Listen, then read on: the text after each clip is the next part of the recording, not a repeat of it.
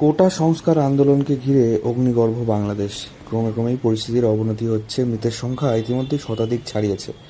আহত বহু। পরিস্থিতি নিয়ন্ত্রণে আনতে রাস্তায় নেমেছে বাংলাদেশের সেনা। জারি হয়েছে কারফিউ।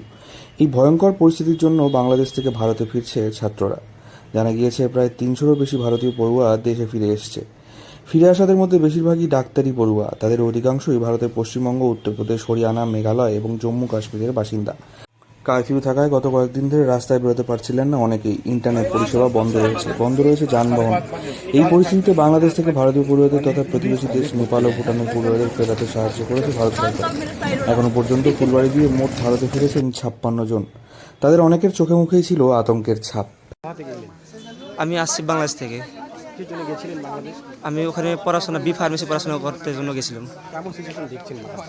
মানে এখানে সিচুয়েশন তো একটু খারাপ আছে, আর বন্ধ করে দিছে, এরকম একটা অবস্থা। ভয় তো ছিল, বাইরে যাইতে একটু ভয় তো ছিল। আর আমি তো ফরেনার, তো বাইরে যাওয়ার জন্য তো নিষেধ করে দিয়েছিল ওখানে।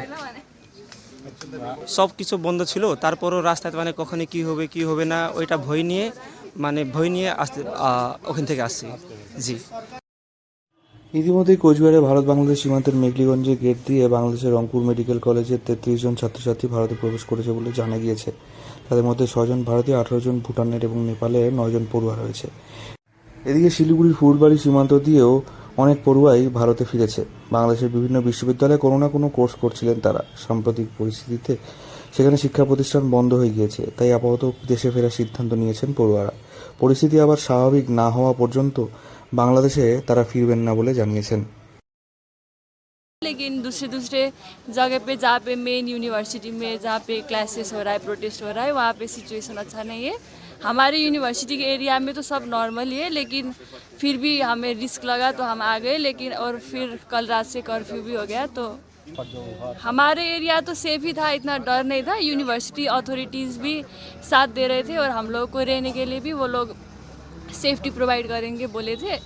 लेकिन हमको लगा कि पता नहीं सिचुएशन आउट ऑफ कंट्रोल हो गया तो हम वहीं पे स्टॉक हो जाएंगे, इसीलिए हम लोग कल रात को आ गए। रास्ते में कोई लोकल्स ने ऐसे रास्ता रोक के रखे थे, उन लोगों ने कुछ टाका मांगा जाने के लिए, तो थोड़ा बहुत पैसे उन लोगों को दे के फिर हम लोग आ गए। रास्ते में हम लोगों ने हाईवे मैक्सिमम अवॉइड किया था, जो बाईपास रोड है, जो शॉर्टकट है, ऐसे रोड से आए थे हम लोगों ने। তাদের কথায় বাংলাদেশে ইন্টারনেট বন্ধ হয়ে গেছে, যানবাহন বন্ধ হয়ে গিয়েছে। নিরাপত্তার সমস্ত আশ্বাস দেওয়া হলেও তারা নানা আশঙ্কায় দিন কাটছিল। পরিবারের সঙ্গে যোগাযোগ করতে পারছিলেন না তারা, তাই তারা বাড়িতে ফেরার সিদ্ধান্ত নিয়েছেন।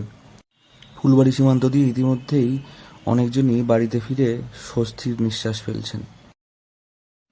শিলিগুড়ি থেকে অনির্বাণ রায় রিপোর্ট, লোকাল 18 বাংলা।